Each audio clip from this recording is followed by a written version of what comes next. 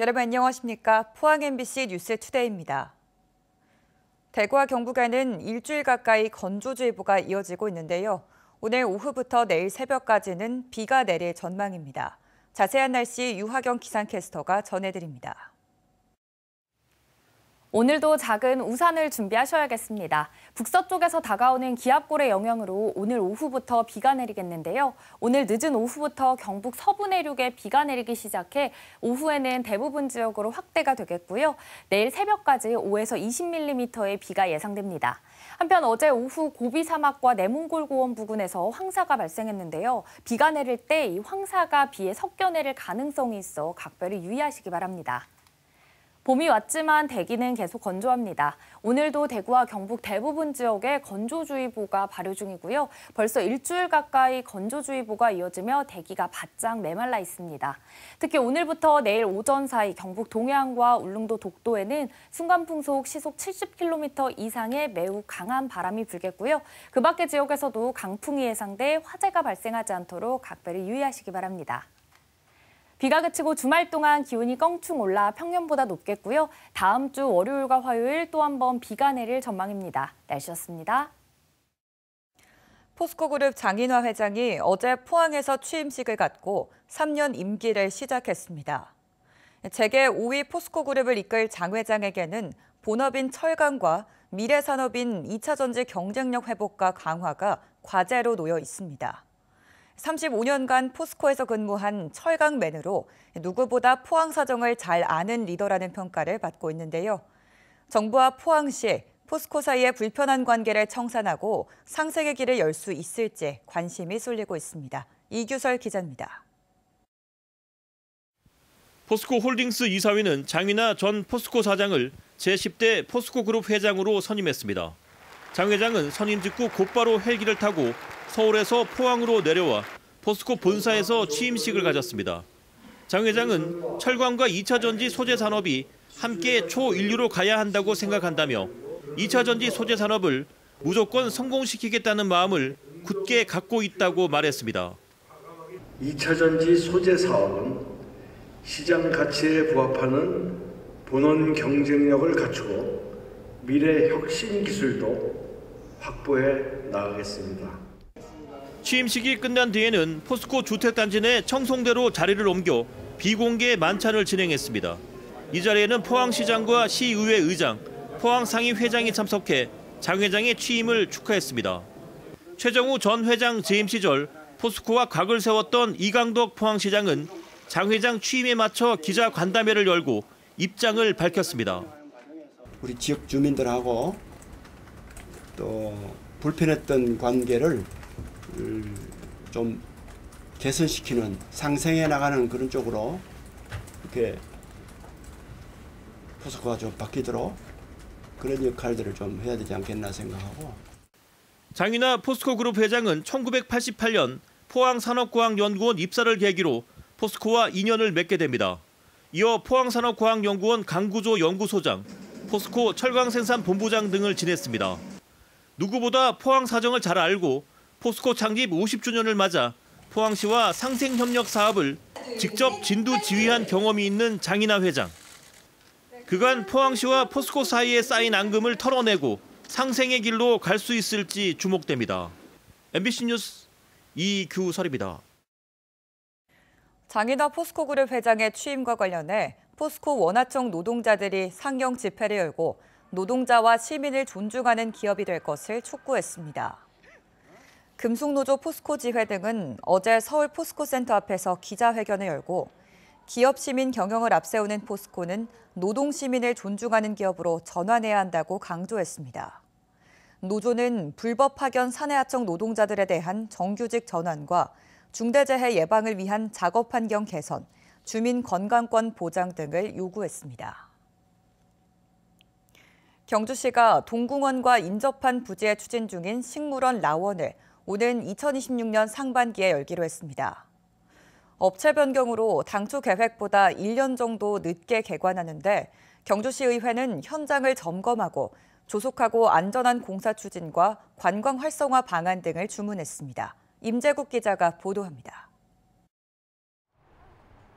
우리나라 최초의 동식물원이었던 동궁과 월지를 현대적으로 재현한 경주 동궁원입니다. 동궁식물원과 버드파크, 음악 분수 등 다양한 시설이 들어서 인기를 얻고 있습니다. 지난 2013년 문을 처음 열었고 누적 관람객이 370만 명을 넘었습니다. 관람객 급증에 따라 경주시는 동궁원 인근 부지 6만 8천 제곱미터에 경주식물원 라원을 조성하기로 했습니다. 경주식물원 라원에는 사계절초 화원과 최첨단 디지털 체험관 등 다양한 시설이 들어섭니다. 현재는 토목공사와 건축물 공사가 진행 중이며 공정률은 40%를 넘었습니다. 하지만 착공 후 업체가 변경되면서 당초 계획보다 1년 정도 늦은 오는 2026년 상반기에 완공됩니다. 현재 건축 공사 공정률은 40% 정도 진행 중에 있으며 4월에 전시시설 업체가 선정돼서 전시시설이 들어올 계획이며 2026년 1월에 목표로 해서 열심히 저희들 최선을 다해서 공사 진행 중에 있습니다. 경주식물원 공사가 늦어지자 경주시 의회는 직접 현장을 방문해 추진 경과를 확인하고 안전관리 등을 점검했습니다. 특히 경주식물원 개장에 따른 주변 교통 문제 해결과 관광 활성화 방안 등에 대해 주문했습니다. 제2동궁은 우리 식물원 라원이 당초 계획 대비 공사 좀 늦어져서 문화도시의원들이 현장 방문을 통해서 점검을 했고 하루빨리 완공이 되어가 경주 보문단지, 경주 시내 관광에 도움이 되었으면 좋겠습니다. 한편 경주시의회 경제산업위원회는 탄소 소재 부품 리사이클링 센터와 탑동 정수장, 급식 지원센터 등을 방문해 현장 점검했습니다. MBC 뉴스 임재욱입니다. 정부의 의대 정원 배정 결과 발표와 관련해 이강덕 포항시장은 어제 포항시청에서 기자간담회를 열고 비수도권 대학과 지역 거점 대학의 정원을 집중 배정한 방향성은 옳지만 포스텍 의대 신설이 빠진 것은 아쉽다고 밝혔습니다. 이 시장은 정부가 의대가 없는 지역의 신설은 검토키로 했고 중앙지방협력회의에서도 포스텍 의대 신설을 적극 검토하겠다고 한 만큼 신설에 대한 희망은 여전히 남아있다고 밝혔습니다. 의대 신설을 위해서는 포스텍이 주도적인 역할을 해야 하고 특히 김성근 포스텍 총장은 상하탑 안에만 머물지 말고 전투적인 자세로 의대 유치에 나설 것을 촉구했습니다. 오늘은 세계 물의 날입니다. 경북 북부에선 무엇보다 영주댐 녹조 문제가 몇 년째 가장 큰 물 문제였는데요. 수자원공사와 영주시, 봉화군이 국비 175억 원을 확보해 영주댐 상류 5개 하천에 대규모 오염 저감 시설을 설치하기로 했습니다. 내년쯤 모두 준공될 예정인데 영주댐 녹조 문제가 이제는 좀 해결의 실마리를 찾게 되는 건지 관심이 집중되고 있습니다. 이도훈 기자가 보도합니다. 몇 년째 여름은 물론 겨울까지 계절을 가리지 않고 번성했던 영주댐 녹조. 주 원인은 댐 계획 당시 예상치를 크게 웃돈 댐 상류의 오염원들이었습니다. 논밭에 남아있던 비료와 퇴비, 축산농가의 가축 분뇨가 댐으로 꾸준히 흘러들어 녹조의 먹잇감 역할을 해준 겁니다. 그동안 각종 물순환 장치에 녹조 제거선까지 투입해도 녹조가 크게 나아지지 않자 수자원공사가 댐 상류에 대규모 오염원 저감 장치를 설치하기로 했습니다. 영주댐 상류 내성천 지류는 모두 23개인데 이 중 오염원 유입량이 많은 5개 하천에 먼저 저감 장치가 들어갑니다. 확보된 예산은 약 175억 원. 영주댐 오염원 저감 장치 사업으로는 역대 최대 규모입니다. 강우시에 오염 물질을 포함해서 강우를 타고 하류로 유출되게 됩니다. 그래서 그 하류 유출된 물이 댐 저수지로 들어오면 수질을 악화시키거나 또 수온이 상승 시에 녹조가 발생된다든지 사전에 정하기 위해서 이 사업을 추진하게 되었습니다. 공사는 영주의 토일천과 봉화의 내성천에서 시작돼 내년에 모두 준공됩니다.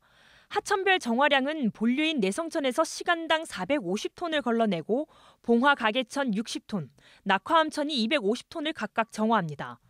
특히 주변 농경지 면적이 40만 제곱미터에 달하는 영주 2개천과 토일천에선 각각 시간당 1000톤을 정화할 예정입니다. 하천의 비점오염 물질은 이곳에 설치될 정화시설에서 걸러진 후 깨끗한 물만 이곳 하천으로 돌아와 영주댐까지 흘러가게 됩니다.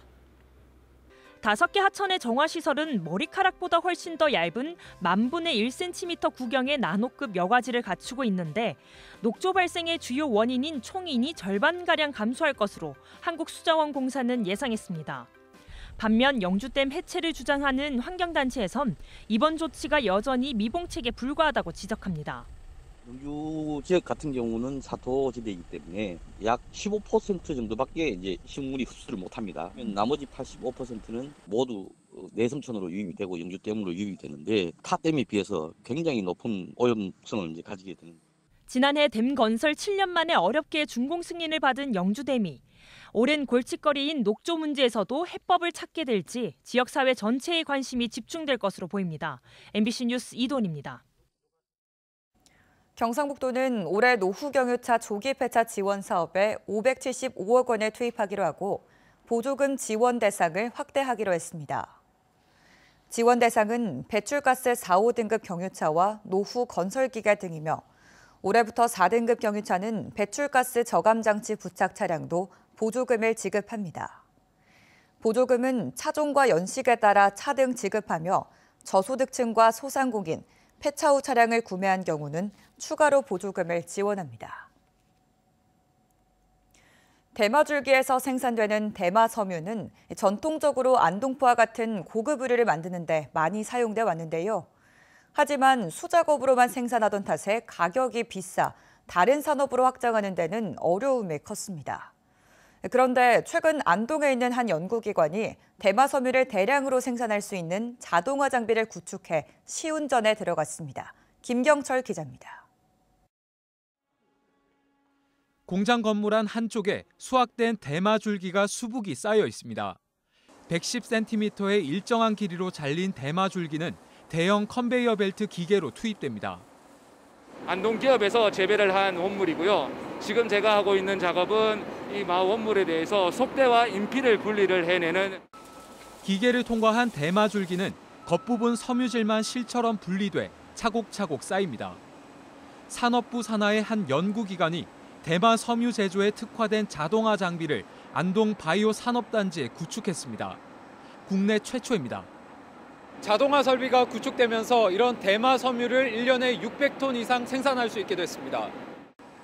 그동안 전통적인 수공업 방식으로 생산된 대마 섬유의 가격은 1kg에 30만 원에 육박하지만 이제 대량 생산이 이루어지면 1kg에 10,000원대로 크게 떨어질 전망입니다.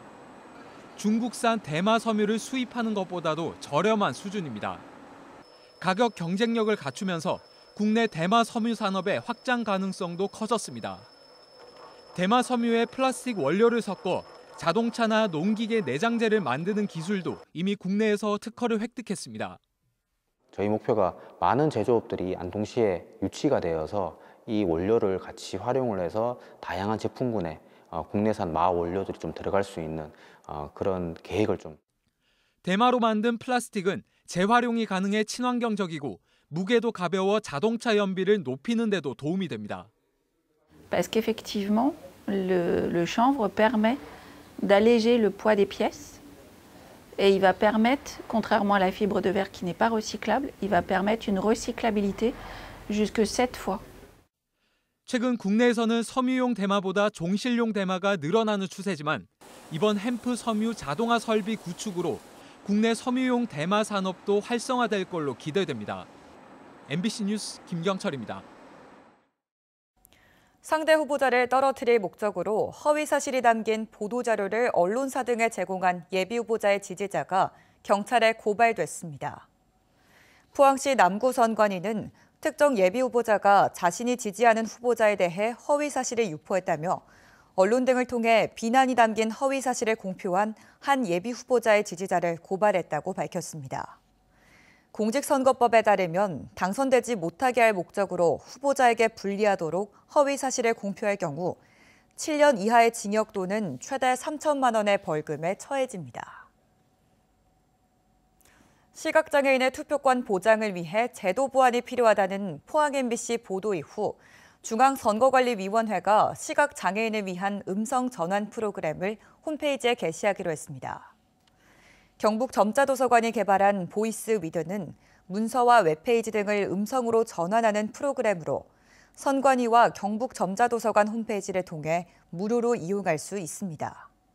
선관위 관계자는 시각장애인들이 어려움을 겪고 있다는 한국시각장애인연합회 협조 요청 등에 따라 종합적인 검토를 거쳐 프로그램을 개시한다라고 밝혔습니다.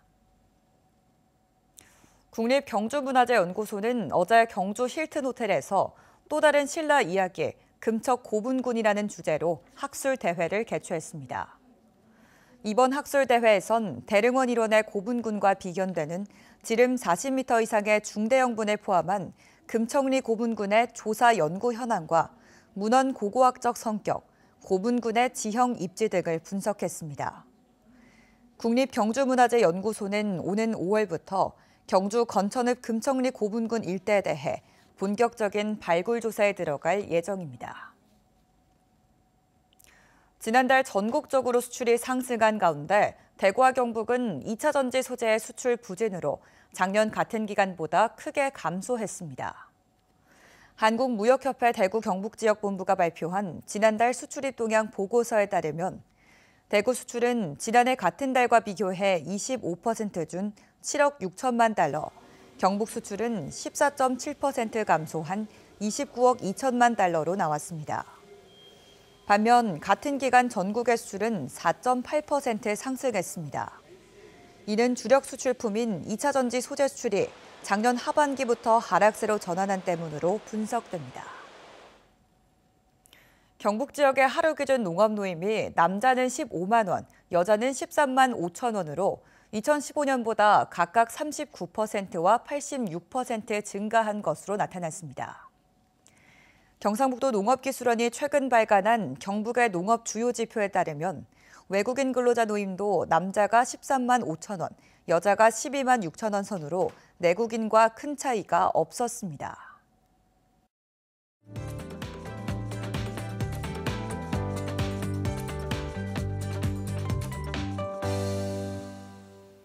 오늘도 작은 우산을 준비하셔야겠습니다. 북서쪽에서 다가오는 기압골의 영향으로 오늘 오후부터 비가 내리겠는데요. 오늘 늦은 오후부터 경북 서부 내륙에 비가 내리기 시작해 밤에는 대구와 경북 대부분 지역으로 비가 내리는 지역이 점차 확대되겠고요. 내일 새벽까지 5에서 20mm의 비가 예상됩니다. 한편 어제 오후 고비 사막과 내몽골 고원 부근에서 황사가 발생했는데요. 비가 내릴 때 황사가 비에 섞여 내릴 가능성이 있어 각별히 유의하시기 바랍니다. 봄이 왔지만 꽃물결이 아니라 건조한 대기가 이어지고 있습니다. 오늘도 대구와 경북 대부분 지역에 건조주의보가 이어지고요. 벌써 일주일 가까이 건조주의보가 유지되며 대기가 바짝 메말라 있습니다.